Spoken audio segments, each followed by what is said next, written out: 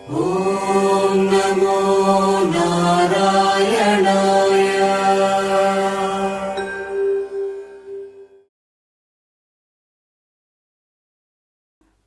గీతామృతం ప్రేక్షకులకి పునఃస్వాగతం. వైశాఖ పురాణం 22 అధ్యాయ దంతిల కోహల శాప విముక్తి. నారద మహర్షి అంబరీష మహారాజునికి వైశాఖ మహిమ ఇట్లు వివరించెను. శృతదేవుని మాటలను విని శృతకీర్తి మహారాజు ఇట్లడిగెను. మహాముని, ఇహపర సౌఖ్యములనిచ్చు వైశాఖ మహిమలను ఎంత వినను నాకు తృప్తి కలుగటలేదు. నెపములేని ధర్మము, శుభకరములకు విష్ణు కథలు, చెవులకు ఇంపైన శాస్త్రశ్రవణము ఎంత ఉన్నను తృప్తి కలగదు. ఇంకను వినవలనని కోరిక కలుగును. నేను పూర్వజన్మలో చేసిన పుణ్యము ఫలించుట చేతనే మహాత్ముడవైన నీవు అతిథివైన ఆ ఇంటికి వచ్చితివి. నీవు చెప్పిన ఈ అమృతోపదేశమును విని బ్రహ్మ పదవిని ముక్తిని నా మనసు కోరటలేదు. కావున నాయందు దయ ఉంచి ఇంకనూ శ్రీహరికి ప్రియములగు దివ్యములగు ధర్మములను వివరించకోరుచున్నాను అని ప్రార్థించెను. శృతకీర్తి మాటలు విని శృతదేవ మహాముని మిక్కిలి సంతసించి ఇట్లనెను. వైశాఖ ధర్మముల మహిమను వివరించు మరి ఒక కథను చెప్పుదును వినుము. పంపాతీరమున శంకుడను పేరుగల బ్రాహ్మణుడు ఉండెను. అప్పుడు ఒకనాడు బృహస్పతి సింహరాశినందు ఉండగా గోదావరి ప్రాంతమునకు వచ్చెను. అతను భీమరథి నదిని దాటి ముళ్ళు రాళ్ళు గల అడవిలో ప్రయాణం చేయుచు వైశాఖ మాసపు ఎండకు బాధితుడై మధ్యాహ్న సమయమున అలసిపోయి ఒక చెట్టు నీడలో కూర్చుండెను. అప్పుడొక బోయేవాడు వింటిని పట్టుకుని అచటికి వచ్చెను. అతడు దయాహీనుడు, సర్వ ప్రాణులను హింసించువాడు. సూర్యుని వల్లే ప్రకాశించుచు రత్న కుండలములను ధరించిన శంకుని పీడించి అతని వద్దనున్న కుండలములను, గొడుగును, పాదుకలను, కమండలములను లాగుకొనెను. తర్వాత ఆ బ్రాహ్మణుని పొమ్మని విడిచిపెట్టెను. శంకుడును అతడి నుండి కదిలెను. ఎండకు కాళ్ళు కాలుచుండగా త్వరగా గడ్డి ఉన్న ప్రదేశంలో నిల్చుచు, చెట్ల నీడల యందు వెతికి నిల్చుచు, త్వరగా పోవుటకు మిక్కిలి బాధపడుచు ప్రయాణము కొనసాగించెను. అతడు బాధపడుచు వెళ్ళుచుండగా బోయేవాడికి వారి యందు దయ కలిగెను. వాని పాదుకలను తిరిగి వానికి ఇవ్వలనని ఆలోచన కలిగెను. దొంగతనముచే గ్రహింపబడినవి అయినను శంకుని పాదకలు తనవే అని అతని అభిప్రాయము. ఆ కిరాతకుడు దయావంతుడై శంకుని నుండి తాను దొంగిలించిన పాదుకలను తిరిగి అతనికి ఇచ్చివేసెను. ఇట్లిచ్చుట వలన నాకు కొంతైనా పుణ్యము కలుగును కదా అని భావించెను. శంకుడును కిరాతుడిచ్చిన పాదుకలను ధరించి మిక్కిలి సంతృప్తిని పొందెను. సుఖీ భవ అని వారిని ఆశీర్వదించెను. వీని పుణ్యము పరిపక్వమైనది.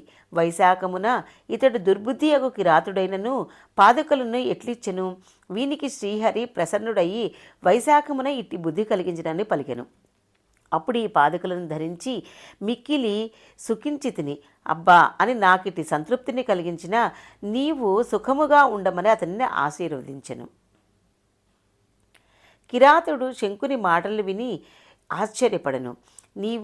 నీ నుండి దోచుకున్న వానిని తిరిగి నీకు ఇచ్చి తిని, ఇందువలన నాకెట్లు పుణ్యము వచ్చును? వైశాఖము శ్రీహరి సంతోషించున్నాడు అనుచున్నావు. నీవి విషయమును వివరింపమని శంకుని ప్రార్థించెను. శంకుడును కిరాతుని పలుకులకు ఆశ్చర్యపడెను.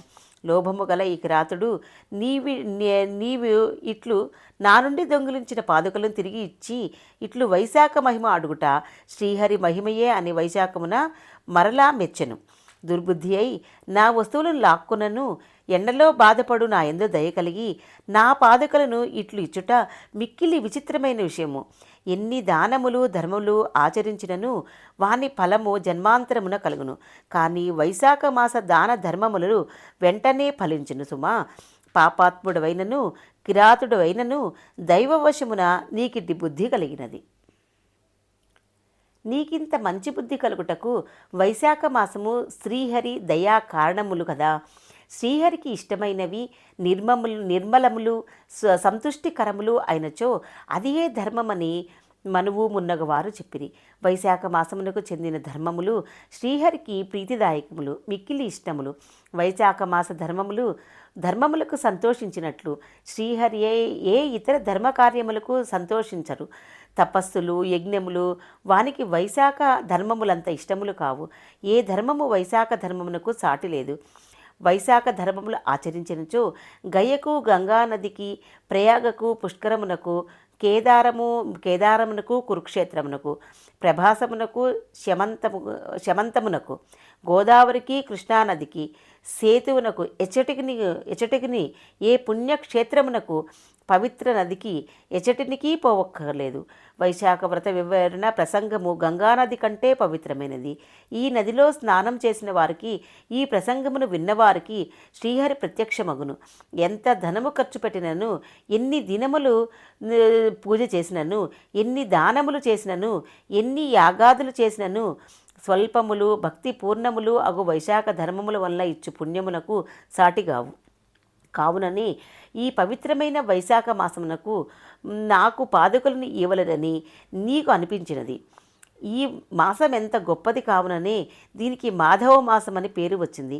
పాదుకుల్ని ఇచ్చుటచే నీకు పుణ్యము కలుగును నిశ్చయము అని శంకుడు ఆ కిరాతునకు వివరించెను.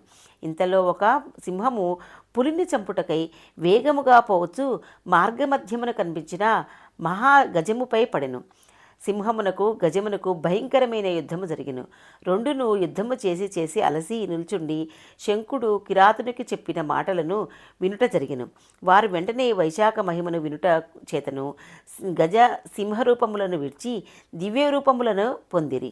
వారిని తీసుకుని పోవుటకై దివ్యములైన విమానములు వచ్చినవి. దివ్య రూపమును ధరించిన వారిద్దరును కిరాతునికి వైశాఖ వ్రత మహిమను చెప్పుచున్న శంకునికి నమస్కరించిరి. కిరాతుడు శంకుడును ఆశ్చర్యపడి మీరెవరు మాకేలా నమస్కరిస్తున్నారు అని ప్రశ్నించిరి. గజ సింహములుగా ఉన్న మీకీ దివ్య రూపములు కలుగుట ఎలా అని ప్రశ్నించిరి.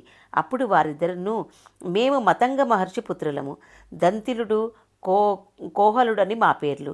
అన్ని విద్యలను నేర్చి యవ్వనంలో ఉన్న మా ఇద్దరిని చూచి మా తండ్రి అగు మతంగ మహర్షి నాయనలారా విష్ణు ప్రియకరములైన వైశాఖ మాసమున చలివేంద్రములు ఏర్పాటు చేయమని చెప్పిరి. జనులకు విషనకర్రలతో అలసటగా పోవునట్లుగా విసురుమని చెప్పిరి. మార్గమున నీడనిచ్చు మండపమును ఏర్పాటు చేయమనని చల్లని నీటిని అన్నమును బాటసారులకిచ్చి వారి అలసటను పోగొట్టమని చెప్పిరి. ప్రాతకాలమున స్నానం చేసి శ్రీహరిని పూజించమని చెప్పిరి. శ్రీహరి కథలను వినమని చెప్పిరి.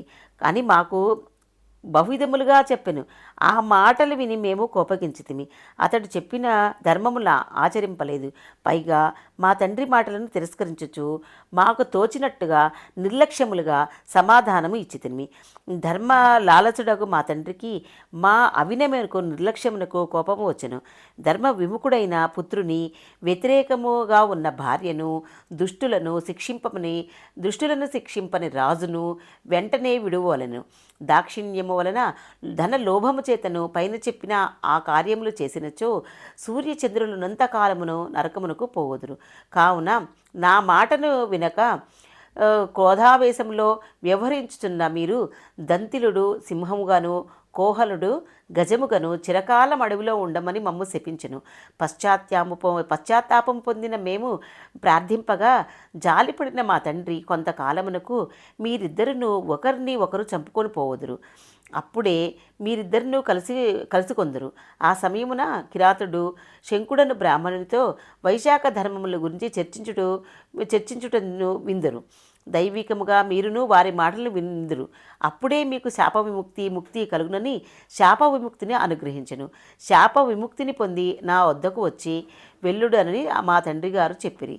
ఆయన చెప్పినట్లుగానే జరిగింది. కృతజ్ఞులమై నమస్కరించున్నామని దంతిల కోహలులు చెప్పి తన తండ్రి వద్దకు విమానములు ఎక్కి వెళ్ళిపోయారు. వారి మాటలు విని కిరాతుడు మిక్కిలి విస్మయితుడైపోయాను. శంకుడును కిరాతునితో పోయి వైశాఖ మహిమను ప్రత్యక్షంగా చూచితివి కదా, వైశాఖ మహిమను వినుట వలనే దంతిల కోహలకు శాప ముక్తి కలిగినవి అని పలికెను. కిరాతునిలో ఉన్న హింసాబుద్ధి నశించెను. వారి మనస్సు పరిశుద్ధమైన. అతడు పశ్చాత్తాపుడై శంకునికి నమస్కరించి ఇట్లనెను అని శృతదేవుడు శృతకీర్తి మహారాజుకు చెప్పెను. ఈ విషయమును వైశాఖ మహిమను అంబరీషునికి వివరించుతూ నారదుడు చెప్పెను. వైశాఖ పురాణం 22 అధ్యాయः సంపూర్ణం.